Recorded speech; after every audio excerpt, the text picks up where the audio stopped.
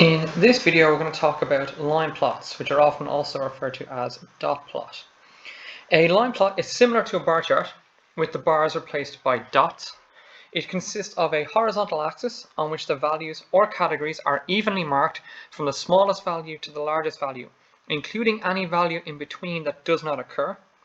Each value is indicated with a dot over the corresponding value of the horizontal axis, and each dot represents one value.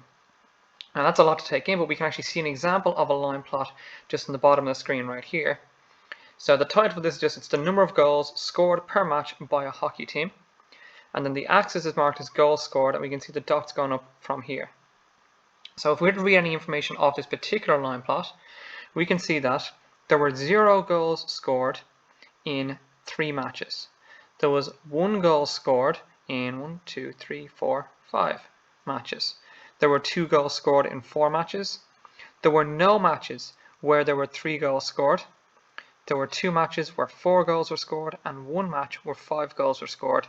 And then there were no games where 6 goals were scored. So that's the information to be read off this particular line plot. Let's take a look at an example of how one might be asked for us to be put together. So let's take a look.